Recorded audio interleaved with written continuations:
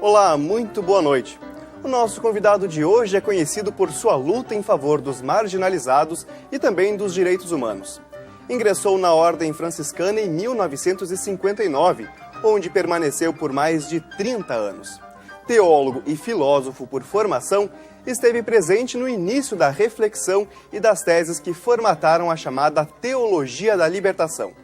Considerado um dos principais expoentes desse ideal de igreja, em 1984 ele foi condenado pela Inquisição da Igreja Católica, hoje conhecida como Congregação para a Doutrina da Fé. Mesmo que a punição tenha sido revogada anos depois, o religioso renunciou suas funções como padre e passou a atuar como leigo, mantendo os mesmos ideais. Estamos frente a frente com o teólogo e escritor Leonardo Boff. Ele é autor de mais de 60 livros nas áreas de teologia, ecologia e espiritualidade. E para entrevistá-lo, convidamos Paulo de Tarso Ricordi, jornalista e cientista político. Afonso Ritter, apresentador da rádio Band AM, comentarista da TV Bandeirantes e colunista do Jornal do Comércio, e Cristine Galiza, repórter da RBS TV. Este é o Frente a Frente que já está no ar.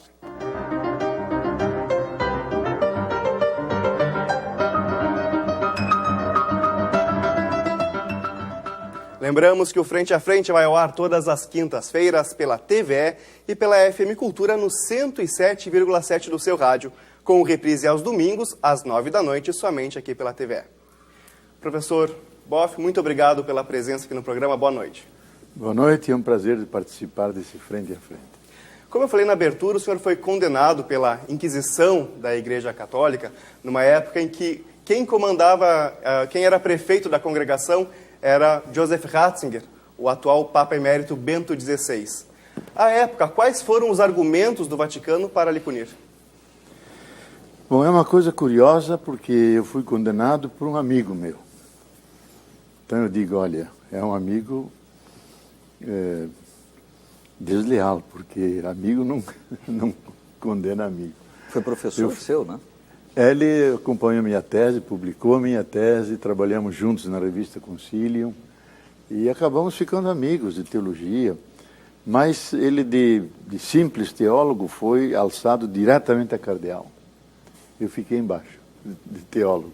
E levado para Roma para presidir essa congregação, que na verdade é a ex-Inquisição, mas conserva os métodos da Inquisição. Então, o objeto da condenação foi um livro chamado Igreja, Carisma e Poder. Vocês não podem ler porque é proibido até hoje. Mas eu republiquei com as atas todas do debate. O objetivo meu era o seguinte: a Igreja, na América Latina do Brasil, prega a libertação, apoia os movimentos sociais, faz a opção pelos pobres, mas em função da sociedade. Essa Igreja, para dentro nas suas relações, tem que ser também um espaço de liberdade. Ela tem que libertar a forma como trata as mulheres, tornando-os invisíveis, os leigos, que são a grande maioria na marginalidade, tudo centrado em poucas mãos, o poder sagrado. Então a Igreja prega a libertação, mas são outros que libertam. E ela tem que ser um instrumento de libertação. Então um argumento assim, lógico, formulado em forma teológica, não agradou o Vaticano. E o Ratzinger me disse, você tem um discurso dos protestantes, você é um luterano. Para mim é uma honra. Vocês não aprenderam até hoje ainda a lição de Lutero, que tentou libertar a Igreja entregando o Evangelho, e o Evangelho como norma fundamental, e não as leis canônicas. Então o objeto era esse. Teologia da Libertação e Igreja. E fui condenado em função disso, um silêncio obsequioso, eles chamam, isso é tudo eufemístico. Você não pode falar, não pode escrever, não pode dar aula, não pode dar entrevistas. Pode dar entrevista, manda para a CNBB, ela faz a censura, manda o meu provincial, faz a censura, e daí entrega ao jornalista. O jornalista não funciona assim, demora 3 semanas. Então, mas é a maneira como eles tolhem. E assim foi.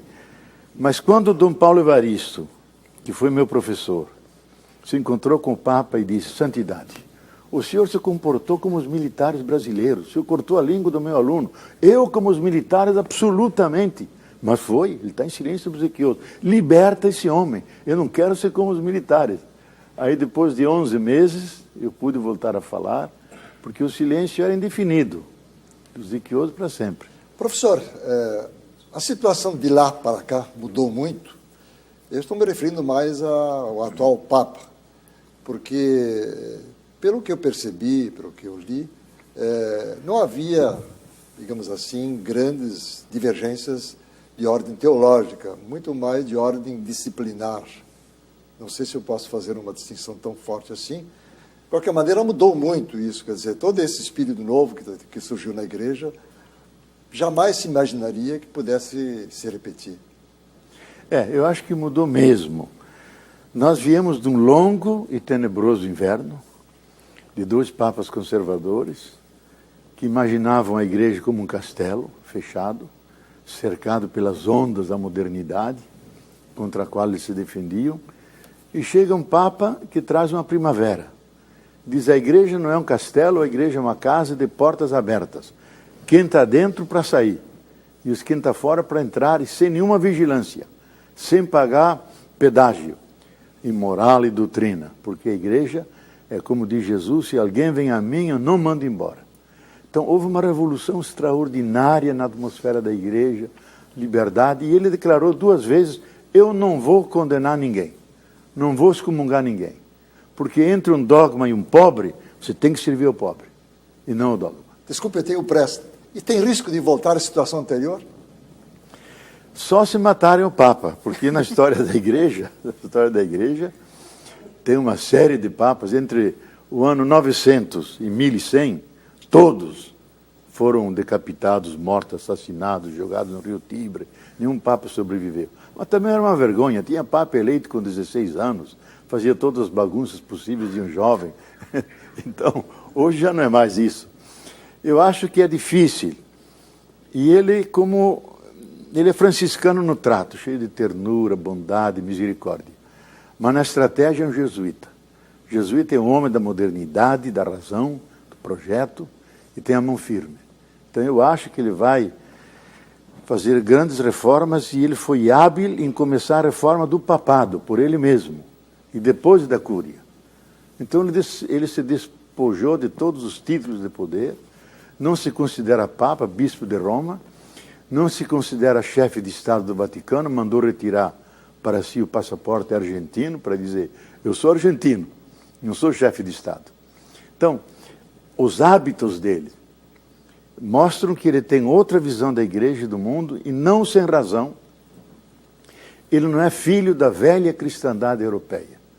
Ele é filho da marginalidade, do fim do mundo, de igrejas que vêm daqui de baixo com outra experiência, outra visão, e transportou isso para o centro do cristianismo. Para mim é uma grande revolução, do centro para a periferia, da periferia para o centro. Professor, aproveitando esse ensejo, que reformas tão necessárias que o senhor vê como imprescindíveis na igreja, o senhor acha que o Papa Francisco vai conseguir fazer? Bom, a primeira que ele fez foi sanear o Banco Vaticano, porque era penetrado pela máfia e por cardeais corruptos. E ele aí desmontou daquela máfia. Segundo, os escândalos sexuais dentro da cúria. Homossexuais, casas de prostituição. E quando o Papa Bento XVI soube desses escândalos, quase desmaiou. E os vizinhos dele. Isso nunca... Aliás, sempre havia na igreja, mas sempre era encoberto. E esse aí está fazendo uma limpeza. Transferindo as pessoas, depondo, que é mais o lado interno. E agora vem o lado mais institucional. E aí ele reuniu 8 cardeais experimentados e disse que não quer governar de forma monárquica, sozinho. Ele quer governar de forma colegial, ouvindo representantes dos vários continentes, e aí fazendo uma igreja realmente adequada à fase nova da humanidade, que é a fase da planetização. Senão ela fica uma igreja ocidental que mais e mais é acidental. Isolada também, muitas vezes. Isolada. O senhor acha que ele vai conseguir se reaproximar desses fiéis que muitas vezes acabaram abandonando a Igreja Católica por não se identificar com esse discurso, muitas vezes, né? Olha, o discurso mais tradicional da Igreja. Um paradigma é a Alemanha, porque na Alemanha centenas, que lá são 2 religiões, igrejas oficiais, a evangélica e a católica. E você paga o imposto, 8%, que é tirado do teu salário. Então, muitos jovens iam lá, diziam, não quero mais pagar imposto, saio da igreja. E muitos estão voltando, muitos. Você não conhece Papa, eu me sinto cristão. E a mesma coisa na França, em todas as partes, mesmo no Brasil, tantos conhecidos meus que tinham se afastado, dizem, não, agora eu me professo católico, apostólico, franciscano, do Papa Francisco, e não romano. Então, eu acho que ele está criando uma atmosfera de bem-querença, onde a igreja aparece como lar espiritual, e não como um pesadelo que assusta os cristãos. E isso eu acho que é o que deve ser a igreja, um lugar espiritual, onde todos possam sentir-se irmãos e irmãs, onde a religião não é um superego castrador, mas é um reforço para a sua humanização. Professor, nós vimos a nossa geração viveu isto lá no Concílio Vaticano II, João 23, uma efervescência no mundo inteiro, em todos os sentidos, cultural, político, social e efervescência teológica, né? E depois tivemos uma direitização do mundo, né? E junto isso a igreja, né? Quer dizer, o fato de Francisco ser indicado Papa, ele tem a ver com essa conjuntura mundial? Isto é, uma nova direitização pode também arrastar a igreja para uma volta conservadora? O concílio, como você disse, fez uma revolução na igreja, mas não na cúria. A cúria tem mais de 1.500 anos, é uma alta burocracia. Houve estudos minuciosos de como funciona a cúria, e dizem talvez nenhuma instituição mundial é tão efetiva, tão fechada como a Cúria Romana. Então a Cúria Romana não aceitou o Vaticano II, e ela foi frustrando todas as medidas, até que conseguiu eleger um Papa da linha deles, que é João Paulo II, repetiu mais radical ainda, que é o Bento XVI, e aí bloquearam a igreja. Agora vem um que escolhe um nome que não é o nome, é um projeto novo de igreja e de mundo, Francisco, que é pobreza, humildade, despojamento, amigo da natureza, aberto a todo mundo, e se chama Francisco. Eu mesmo escrevi um livrinho, Francisco de Roma e Francisco de Assis, comparando os dois. Apesar de ser argentino? É o que nós... A gente tem equilíbrios, mas ele é argentino, mas Deus é brasileiro. Então a gente ele equilibra. também criou-se por dentro do espírito, até pela faixa etária dele também, pelo espírito da teologia da libertação, a partir dos anos 70, né? Curiosamente, na Argentina houve uma tendência, porque ele se confessa peronista da linha justicialista. Quando a presidente Cristina Kirchner cumprimentou o Papa na sua coroação, ela disse, finalmente um Papa argentino. Ele disse, não, finalmente um Papa peronista, porque eu sou peronista da linha justicialista, justiça social. Então, ele vem desse caldo cultural. E na Argentina, a teologia da libertação não aparecia com esse nome para escapar da repressão terrível dos militares. Era a teologia da cultura popular ou teologia do povo. E aí ninguém podia ser contra. Mas era essa teologia da libertação, que pregava a centralidade dos pobres, evitava falar de luta de classes, dizia culturas oprimidas, culturas opressoras.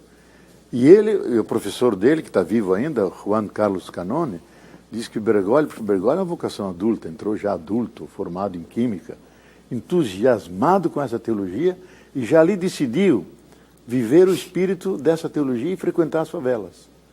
E levou pela vida inteira e viveu de uma forma surpreendente. Um cardeal vive no seu palácio, ele vive num apartamentozinho, não usa carro, usa ônibus, metrô, cozinhava sua comida e era um homem do povo. Professor, sempre quando se fala entrevista pessoas, se fala do Papa, e nas conversas que se tem, sempre se pergunta se ele vai mais longe também na doutrina. Aí se fala em várias coisas, casamento gay, no aborto. enfim, no divórcio. A questão do celibato também. É, Celibato. Vai conseguir já é um avançar, né, nessas aí questões. já seria uma coisa mais de disciplina. Mas as outras disciplina. questões são mais de doutrina. Quer dizer, em que medida o Papa atual pode avançar na doutrina como tal? Até na punição também dos próprios padres que cometem pedofilia, né? Ah, não, isso aí ele é rigoroso. Ele não, porque ele diz não é pecado só. Pecado a gente absolve, tem a confissão. É um crime, e crime é cadeia. E nisso ele é muito claro, e deixou claro aos bispos, para os bispos apontarem os padres criminosos, não padres pecadores. Agora, eu acho que na doutrina, ele é, eu não digo tradicional, ele é clássico. Vai defender a vida, não vai aceitar sem mais o aborto, mas há uma coisa nova. Ele vai permitir e suscitou que todos esses temas sejam discutidos. Então ele fez isso, uma coisa inédita em todo o cristianismo, nos 2000 anos de história. Ele fez uma consulta no mundo sobre as questões de sexualidade e família. E na semana passada ele pediu que se fizesse uma investigação como os países do mundo inteiro tratam os homoafetivos. Qual é a legislação? Então ele vai tomar decisões, mas fundadas em experiências da humanidade. Então eu acho que há uma diferença. Ele vai sustentar a doutrina clássica, vai permitir a discussão e conforme for a discussão, já que é um colegiado, ele vai tomar medidas. Eu acho, por exemplo, que ele vai permitir os divorciados voltarem à comunhão. Eu acho que os 100 mil padres casados, que há uma crise fenomenal na igreja, de ministério na Europa, então, é um flagelo. Vai permitir que esses padres casados voltem ao ministério, que será um primeiro passo para tornar... Ministério pleno? Ministério pleno. Padre casado... Porque muitas vezes se fala, poderiam ser diáconos, ser coroinhas. Não, é ser padre casado. Padre casado. Inclusive, o João Paulo II, aqui perto, acho que é o Novo Hamburgo, ele permitiu que um padre que estava casado e servia a comunidade disse, você continue, tranquilo, mas não faça escândalo. Quer dizer, era um pastor mais que um doutrinador. Então, eu acho que esse Papa, ele vai, com passos estratégicos, abrindo dimensões para tomar decisões que vão mudar o rumo da igreja. Porque todas as igrejas abriram a questão do celibato, isto é, não podem impor como lei, mas é uma opção. Isso seria um enriquecimento, e o primeiro passo, eu acho, é isso. E o segundo passo que é importante, Cristina, e tem a ver com vocês como mulheres, diz as mulheres têm que ser inseridas na igreja nas decisões, não é na participação de ajuda aqui e ali, não. Elas vão ter que ter funções de decisão. E se fala até que ele poderá nomear mulheres cardeais, porque para ser o cardeal é um título, como o cardeal Richelieu, ele era um político. Não precisa ser padre, diácono ou bispo. Ele dá o título de cardeal, mas com o poder que o cardeal tem, de ajudar a decidir a igreja e eventualmente ajudar a eleger o Papa, com o risco de que se eleja uma mulher Papa. Seria a glória, seria a glória. Professor, aqui no Congresso Nacional Brasileiro está em discussão a questão do Estatuto da Família. A bancada evangélica apoia firmemente, dizendo que família é composta por um homem e uma mulher. Como o senhor vê essa interferência da religião nas questões políticas? Eu acho que cada grupo, num Estado democrático de direito, tem a faculdade e o direito de expor a sua opinião. Agora, o que ele não pode é impor a sua opinião, porque aí ele viola o Estatuto da Democracia. Então, eu acho que os evangélicos avançam o sinal, eles não são democráticos, são fundamentalistas, querem dobrar o Estado às teses deles, e a Igreja Católica eu acho que é mais tolerante. Ela afirma a tese, lógico, vai defender a vida contra o aborto, mas respeita a laicidade do Estado. O Estado é leigo e não só laico, ele é também pluralista, ele tolera várias posições. Mas nas eleições, a própria CNBB assim, se manifesta, né? Não, eu acho que cada grupo, eu acho que cada grupo tem direito de se manifestar. Na democracia é permitido isso. O que não pode é condicionar o voto, obrigar os cristãos, ou um juiz que é juiz, ele não pode aprovar isso. Isso é indevido, porque é uma imposição, e aí você fere o estatuto básico da democracia, e isso tem que ser respeitado, e eu acho que é importante e mesmo quando o Papa Bento XVI quis forçar um pouco a barra, e Lula diz, eu como presidente vou respeitar a Constituição. A Constituição diz que o Estado brasileiro é laico. Então, santidade, o senhor vai entender que eu não posso tomar decisões que são do seu interesse, mas não são do interesse da comunidade laica brasileira. Voltando às questões, às igrejas pentecostais, como é que o senhor explica esse fenômeno do crescimento das igrejas pentecostais? O que eles têm tão diferente que, por exemplo, a igreja católica que está disseminada por todo mundo não tem e que está perdendo, inclusive, posições? Olha, eu acho que em grande parte... Bom, primeiro quero dizer, eu não sou contra a pluralidade de igrejas. Sim. Porque como há diversidade biológica, quanto mais animais, quanto mais árvores, tanto melhor. Eu não basta dizer uma só igreja verdadeira e todas as demais são falsas. Isso é contra o sentido da natureza, da diversidade das coisas. Mas é muito mais para analisar o fenômeno. Né? Agora, o fenômeno, eu acho que em grande parte é culpa da própria igreja. Porque ela ficou muito doutrinária, muito fechada sobre si mesma, deixou espaços imensamente vazios, tentou preencher com as comunidades eclesiais de base, que faz a função do padre, etc., mas não é o padre. Então, quando há um vazio, vieram as igrejas. E como o povo brasileiro é um povo místico, religioso, se alguém traz uma mensagem religiosa, ele adere. Porque, finalmente, tudo acaba em Deus. Ele não é doutrinário. Ele tem várias pertenças. Ele se serve para as questões de batizado, casamento, missa sétimo dia, Igreja Católica. Questões de saber como é que estão os mortos, vou para o Espiritismo. Saber coisas de dinheiro, amor, frustração, vou para a Macumba. Ele faz a sua síntese. Então, nós somos sincréticos. E essas igrejas entraram ali, e eu acho que elas estão fazendo um trabalho extremamente ambíguo em termos de conteúdo, de evangelização, particularmente esse evangelho da prosperidade, que não tem nada a ver com o Novo Testamento. Eles só citam o Antigo Testamento. E nunca escutam, ai de vocês ricos, felizes de vocês pobres. Isso não existe para eles. É só riqueza. Então eu acho que aí há uma insuficiência fundamental dos conteúdos. Por outro lado, elas desempenham um papel, digamos, civilizatório muito importante. Porque há toda uma população abandonada, destituída, que nem é escutada pelo prefeito, nem pelo vereador, se sentem perdidos. Dizem, aqui na comunidade, Deus me escuta. Eu conto. E se cria um laço de fraternidade. Eu já tinha frequentado uma outra igreja, me disfarço um pouco e prego, digo muitos aleluias lá no meio, e depois me descobre, eu tenho que me esconder.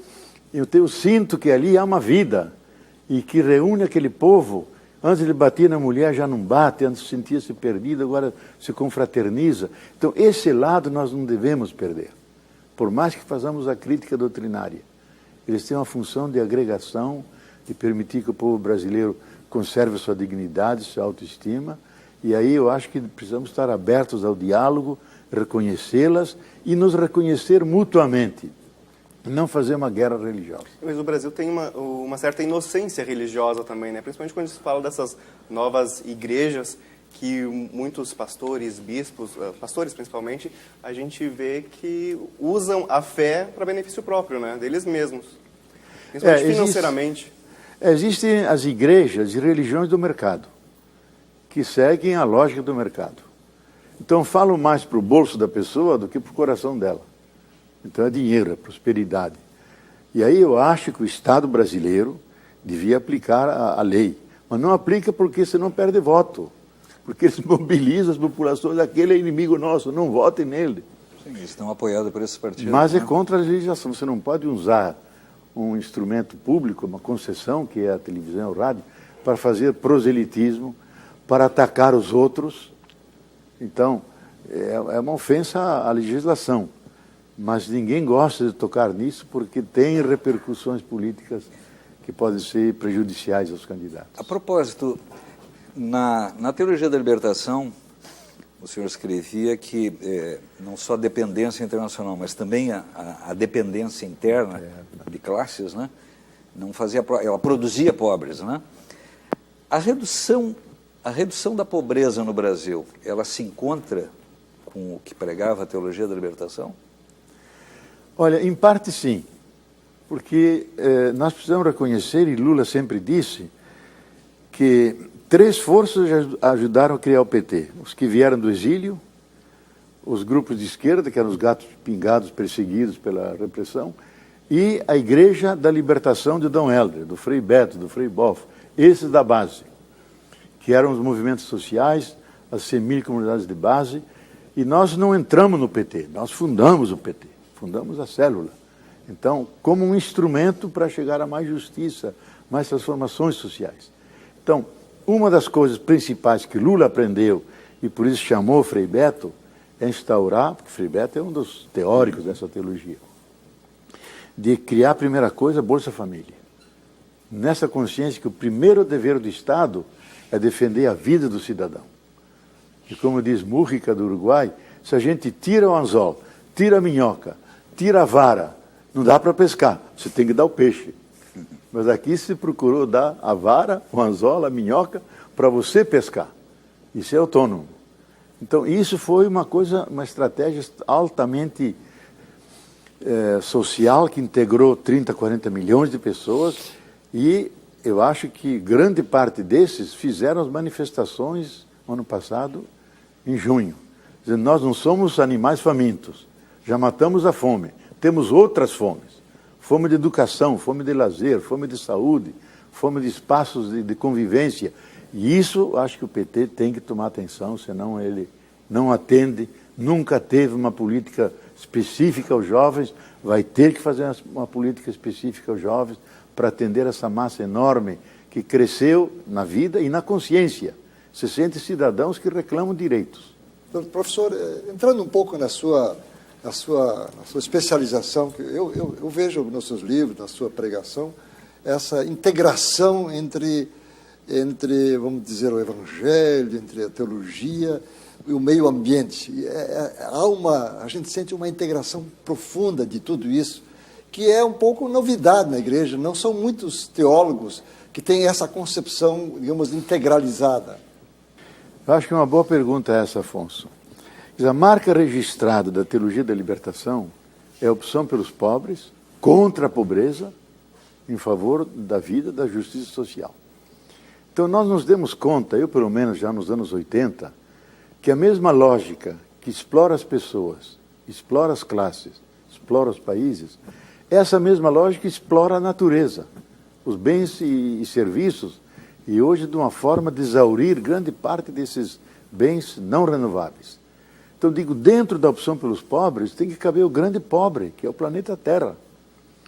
E temos que permitir que ela mantenha sua vitalidade e sua integridade, porque a Terra está sendo vítima de uma guerra total dos humanos, que a atacam no solo, no subsolo, no ar, nas águas, por todos os lados.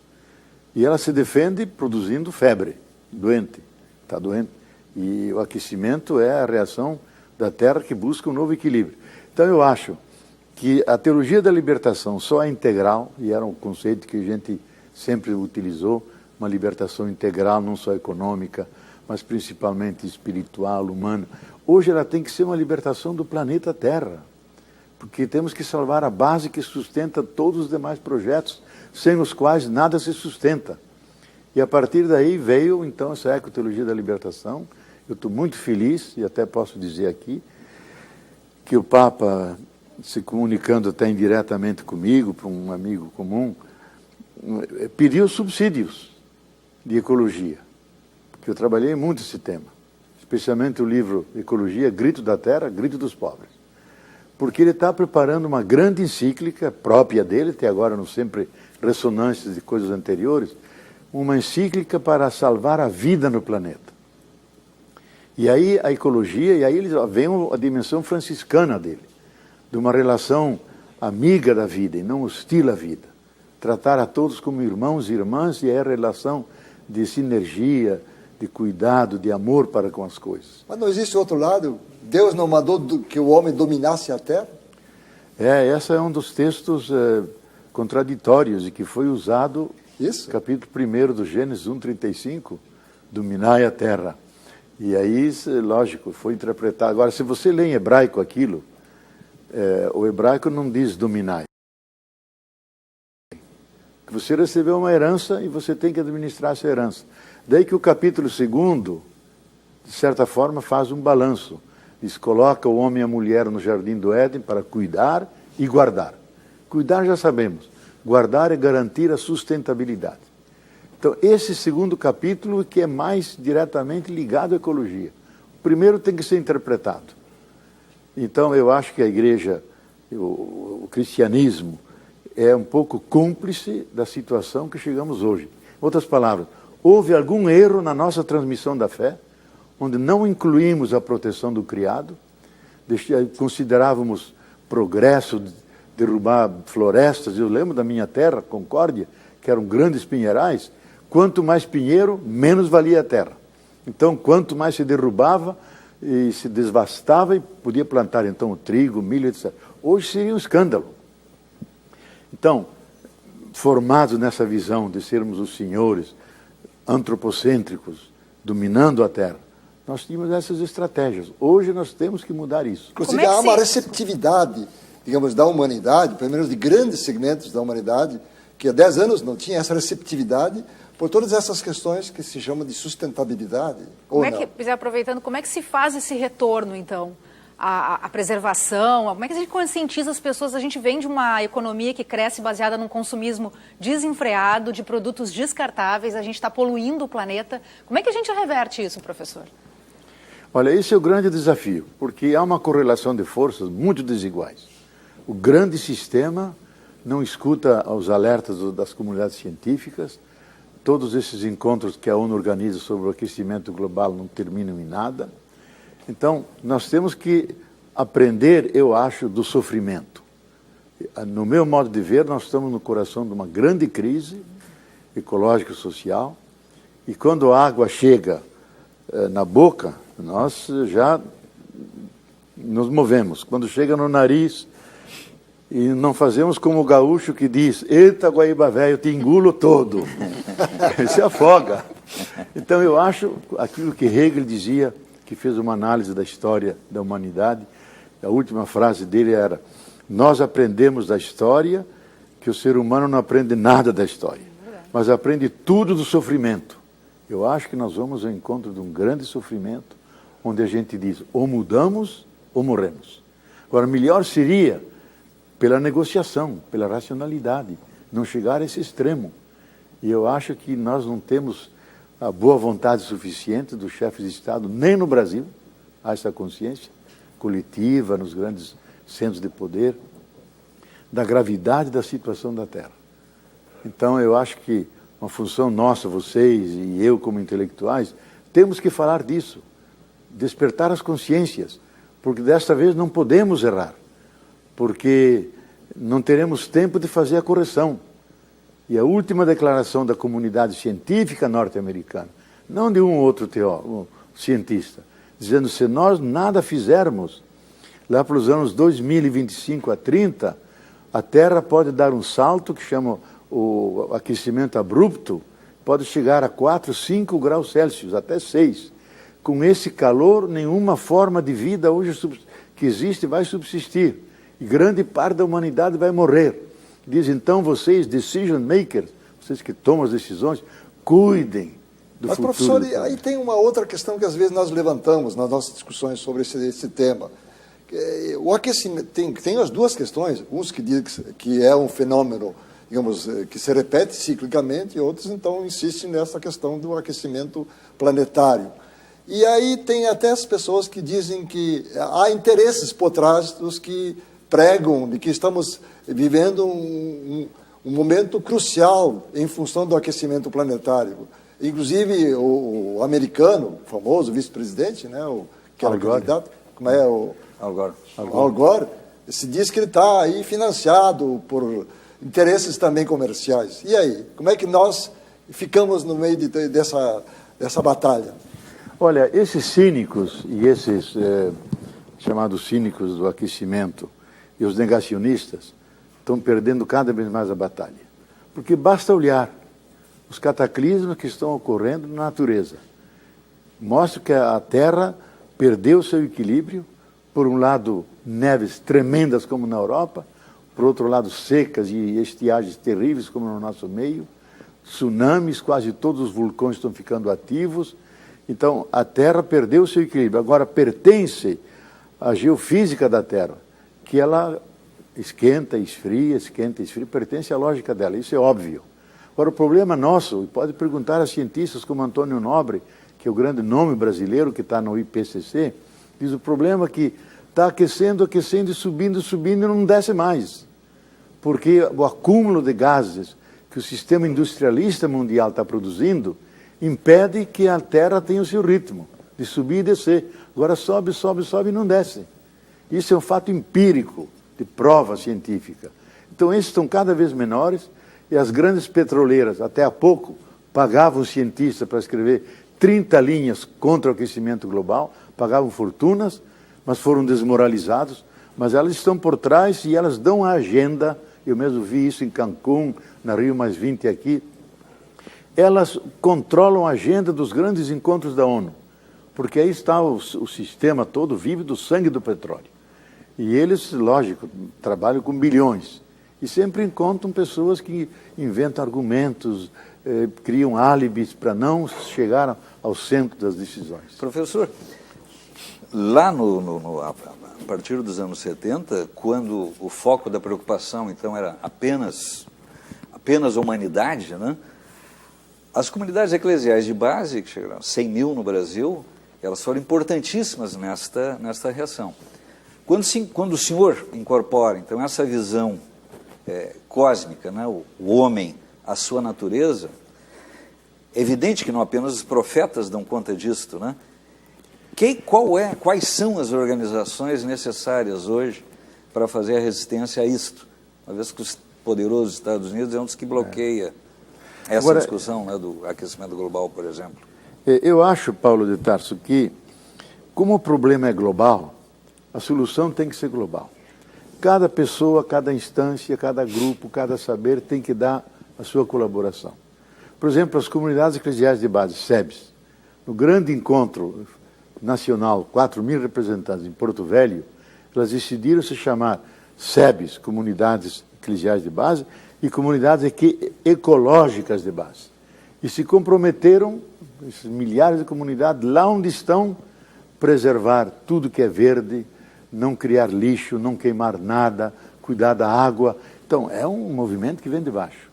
Mas eu acho que tem que ser coletivo.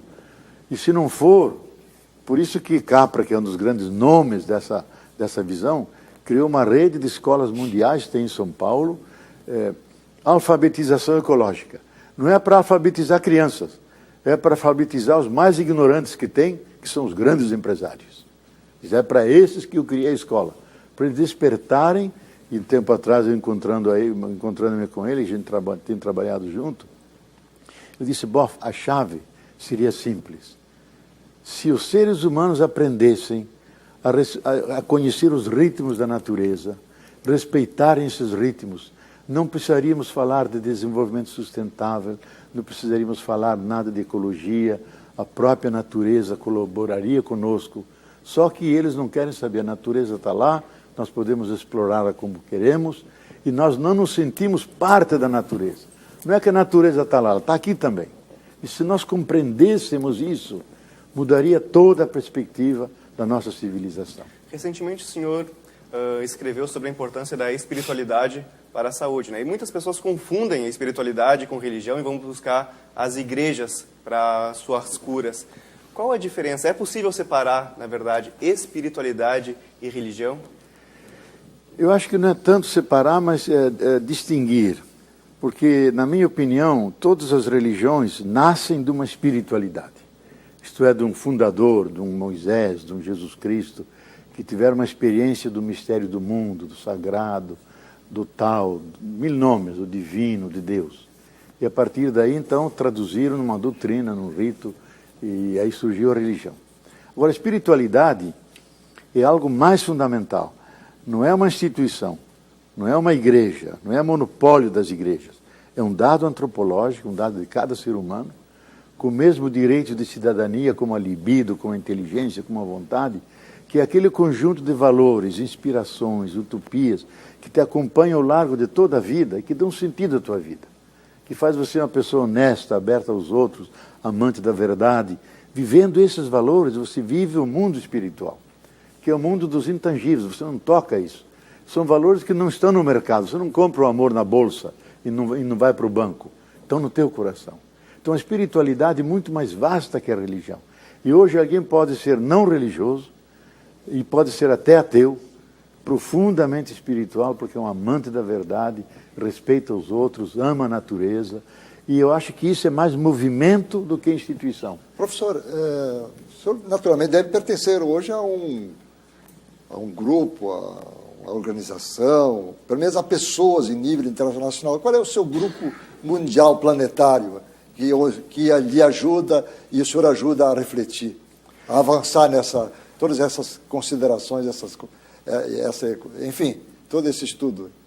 Olha, eu tive o privilégio, isso é privilégio mesmo, de pertencer àquele pequeno grupinho de 23, articulados por Gorbachev, Steven Rockefeller, Maurice Strong, vice-secretário da ONU, que elaboraram a Carta da Terra, que é um dos grandes documentos, eu acho pessoalmente, que é o documento mais inspirador para o século XXI, de uma nova relação com a Terra, de sinergia. Eu trabalhei com eles, mantemos a articulação, nos encontramos, eu ajudei a elaborar muitas coisas que estavam lá, porque eu era o único cristão do grupo. E Gorbachev é um homem muito espiritual.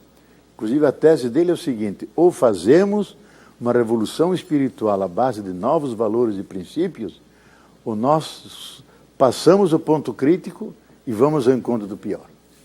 E ele insistiu muito... Você está falando do Gorbachev, que nós conhecemos? Do velho Gorbachev, que nos confessou a nós: eu era comunista quando era chefe de Estado, mas fui educado pela minha avó ortodoxa e toda noite eu rezava os meus ícones aí, e todo devoto. E hoje é um homem de profunda espiritualidade, sabe? Então, é o grupo que a gente se encontra, troca informações, é uma coisa internacional. A Unesco já assumiu, nós estamos tentando levar para a ONU, mas tem um item lá que diz: transformar todos os budgets, todos os orçamentos militares em fundos para resgatar a terra. Os Estados Unidos nega totalmente, não renuncia às suas bombas, nem nada, então não passa. Está faltando espiritualidade para os líderes mundiais, então? Eu acho que falta para a nossa cultura. A nossa cultura é materialista, consumista, não respeita as alteridades, os outros, os índios, outras coisas, e não respeita a natureza. Agora, a espiritualidade te leva a você ser mais humano, mais sensível, mais fraterno. É aquilo que esse Papa vive. Ele não vive a instituição Igreja Católica. Ele vive o Evangelho de Jesus, o movimento de Jesus, que se traduz em amor incondicional, misericórdia, recepção, dizer todo mundo não pode julgar a ninguém, tem que acolher todo mundo. Então, eu acho que esses valores são valores espirituais, que dão sentido à vida, humanizam nossas relações, e é o que mais falta hoje no mundo. É aquilo que o Papa diz em Lampedusa: a globalização é insensível, cruel e sem piedade. Ela não sabe mais chorar sobre os mortos e os vulneráveis desse mundo. Isso é a maior crítica que se faz à nossa civilização. Nunca vivemos níveis de barbárie como vivemos hoje, com 1 bilhão e 200 milhões de famintos e pobres no mundo. Antes eram 860 milhões. Agora, com a crise de 2008, o Graziano, que é da FAO, nos informou, agora é 1 bilhão e 200 milhões. E nós os tratamos com a total indiferença. Por quê? São zeros econômicos. Não produzem nada, não consumem nada, não contam para o sistema, que se orienta só pela economia. Então eu acho que precisa espiritualidade. Como é que a gente divide essa renda tão concentrada no planeta na mão de poucas famílias, poucas corporações, para esses famintos, mantendo o respeito à natureza e garantindo o crescimento, essa combinação da sustentabilidade com a divisão das riquezas? O senhor acha que a gente um dia chega lá, nesse mundo ideal, assim? Bom, eu não acho que não é tão ideal, é o mundo que devia ser o concreto, sabe? Ser humano, tratar humanamente os seres humanos. Agora, a tua pergunta, Cristina, ela na verdade não tem resposta, porque eles têm tanto poder econômico, político e militar, que eles podem destruir a humanidade por 25 formas diferentes, com armas atômicas, nucleares e biológicas, e eles não se intimidam de eventualmente usá-las. Então, eu acho que, e aí eu tenho uma compreensão um pouco que vem da física quântica, que vem da espiritualidade, porque o bem que eu faço não fica reduzido a mim. Ele entra naquela onda de bem do mundo e vai reforçando uma consciência até que ela dá um salto de qualidade e quando olhamos para trás dizemos quão cruéis éramos, quão estúpidos éramos. Temos só esse pequeno planeta como casa comum para morar, não temos outro. Podemos dividir para todo mundo ter o suficiente.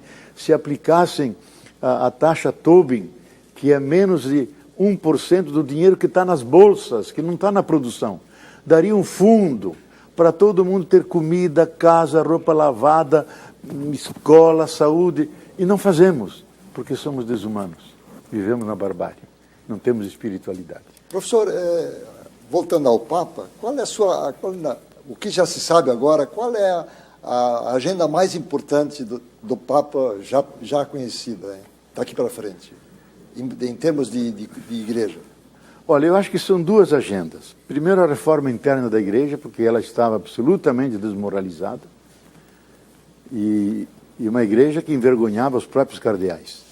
Eu acho que os cardeais europeus não quiseram ser Papa porque era tão grave a situação que eles vamos chamar alguém de longe, que vem aqui e nos salva. Então, essa agenda é importante. Segunda agenda, e eu mesmo em carta sugeri a ele, e ele mandou uma resposta, que ele faça, e ele me corrigiu, e faça um concílio de todas as igrejas e religiões. Ele disse, não, concílio é coisa de católicos. Fazer uma assembleia de todas as religiões e igrejas, cujo centro é vida na sua maior diversidade, vida humana, começando pelas vidas mais vulneráveis e ameaçadas. E nos unirmos para mobilizar a humanidade, salvar essa herança sagrada. Porque sem essa vida, a Terra perde o seu significado. Então, ele quer fazer isso. E, lógico, tem prazos, ele vai ter que fazer, mas é um jesuíta determinado. E disse que vai fazer isso, porque pertence à sua missão cuidar da vida, porque é herdeiro daquele que disse, vim trazer vida, não vida miserável e pobre, mas vida em abundância. Isso é um benefício para a humanidade e não para os cristãos. E ele assume isso, e por isso eu acho que ele hoje não é só um grande líder religioso, é um grande líder político dos valores mais humanitários que mobilizam as pessoas do mundo inteiro. Me perdoe voltar à questão anterior, que está imbricada naturalmente com esse tema. Esses blocos de governantes e de países, como o Bloco da América Latina, assim como os BRICS, teria o poder de convencimento desses presidentes para alterar essa correlação mundial hiperprodutora dessa exclusão, em todos os sentidos, ecológico inclusive? Veja, Paulo, de Tarso, pagão. Eu aqui cito uma frase de Lutero. O argumento é como um nariz de cera. Você puxa para um lado, puxa para o outro, e aí ele fica. O argumento é a arma mais fraca para convencer alguém. Os medievais diziam que você tem que usar o argumento baculino, tem que usar o bastão, que a pessoa aí muda. Eu acho que hoje o que faz mudar as pessoas não é a argumentação, não é a inteligência, são as pressões. Pressões que devem vir da humanidade, do grito de todos os povos, que os ameaça, porque eles vivem de privilégios. E onde eles têm que dizer, olha, não temos que dar só os anéis, temos que salvar nossas mãos e vamos somar as mãos. Porque desta vez não há uma arca de Noé que salve alguns, deixa perecer os outros. Ou nos salvamos todos ou afundamos todos. E isso está crescendo a consciência deles. Então eles vivem apavorados pela pressão da humanidade. E essas revoluções que estão ocorrendo no mundo, os indignados, o Wall Street, os que protestam, são pequenos brotos que é a ponta do iceberg de uma humanidade que não aceita mais essa situação. Isto é, assim como está, não podemos continuar, porque vamos ao encontro do precipício. E eles também se dão conta que a Terra é pequena, os recursos são escassos, encostamos nos limites da Terra, não dá para reproduzir o sistema de exploração, então eles refinam as tecnologias com a nanotecnologia, etc., mas se dão conta que chegamos no limite, temos que mudar. Agora, eles prolongam a agonia o mais que podem. E a pressão obriga eles, e a minha tese de base, que nós não estamos diante de uma catástrofe anunciada. Isso seria uma tragédia. Eu acho que nós estamos dentro de uma grande crise, É uma dor não de um moribundo que está entregando os seus dias, mas é a dor de um parto, de um ser novo que vai nascer. Nós estamos nessa dor de parto. Eu acho que a humanidade vai conseguir, vai brilhar, vai continuar. Mas ela precisa da colaboração de todo mundo, das pressões, para que aqueles que oprimem, que são os inimigos da vida, eles se retraiam e se transformem, se convertam a favor da vida e a favor dos demais seres humanos, tratados como irmãos e irmãos, ou pelo menos tratados humanamente. Como é que o senhor viu as manifestações aqui no Brasil? O senhor, de uma certa forma, foi um entusiasta lá no início. Agora acabou um pouco essa movimentação toda, a gente ainda tem pequenos protestos aí pelo país, aqui em Porto Alegre, né, relacionado aí ao transporte público. Como é que o senhor tem analisado isso? Olha, eu vejo que é um crescimento da consciência dos cidadãos. Aqueles que antes viviam à margem, não tinham Bolsa Família, agora saíram da miséria. Mas dizem, nós temos outras fomes, não é só fome de pão. Nós temos fome de autoestima, de uma melhor saúde, melhor transporte, melhor educação, mais espaço de lazer para a gente se sentir humano. Então, esses estão na rua.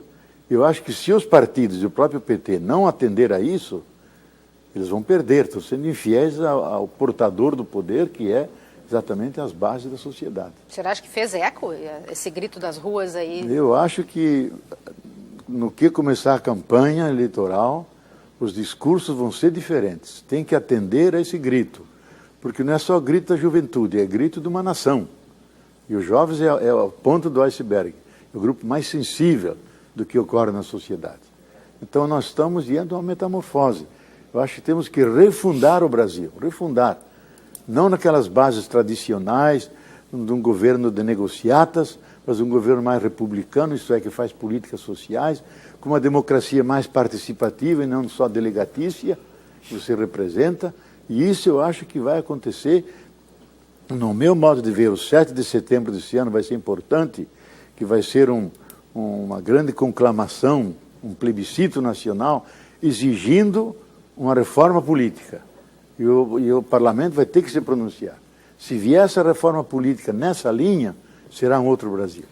E teremos outros representantes. Você falou dessa metamorfose, mas até que ponto ela é concreta? Porque a gente viu recentemente esse jogo de negociatas continuando no Congresso na votação, nas tentativas de votação do Marco Civil, por exemplo, o Marco Civil da Internet. Nós temos uma estrutura, digamos, um governo parlamentar de alianças. Podia ser um governo de alianças com os movimentos sociais, mas não é. Então, sendo de base parlamentar, vem a negociação. Sempre. Vem a disputa dos interesses, vem as chantagens, e o governo fica, às vezes, atado, porque senão não consegue fazer passar seus projetos. A presidenta Dilma tem conversado com o senhor? Nós temos conversado com ela, digamos. E ela é muito receptiva. Toda hora diz, a gente vai levar avante essa conversa, porque eu suscito a questão da ecologia, e ela é muito atenta. Ela diz, eu não faço o que quero, eu faço o que posso, porque as pressões são terríveis em cima dela. E ela tem que saber manejar isso, mas é alguém que pode aprender. E eu, como mulher, eu fiquei impactado uma vez aqui em Porto Alegre, durante o Fórum Social, ela quis falar com a Márcia, que é muito ligada, a Márcia ligada a ela, e o Frei Beto, ela quis uma conversa com a gente. E ela disse, olha, Frei Beto, Frei Bofo, eu descobri há dias que temos 10 milhões de pobres. Eu senti nas minhas vísceras de mulher que isso era impossível e era inaceitável. E criei o Brasil Carinhoso. E num ano incluí 2 milhões desses 10. Então isso só uma mulher pode fazer. E decide. Diz, eu quero decisões e eficácia, não quero discussão. Quero que você faça. Então eu acho que precisamos de gente assim. E ela é uma pessoa que está levando uma política, na medida do possível, com essa base parlamentar muito confusa, de certa maneira também antiética, mas é o Brasil que temos. Frei, o MST e as comunidades eclesiais de base parece que baixaram um pouco a pressão sobre o governo, que de um modo ou de outro tem alguma identidade, né? E uma parte forte da pressão que nós estamos vendo hoje é uma pressão de direita conservadora. Eu acho que o MST, especialmente o João Pedro Stedley, eles têm uma boa cabeça. Eles unem teoria e prática, estudam, eles apoiam esse governo, porque dizem, é nosso, é a primeira vez que os destituídos chegam ao centro do poder, mas nós nos permitimos críticas.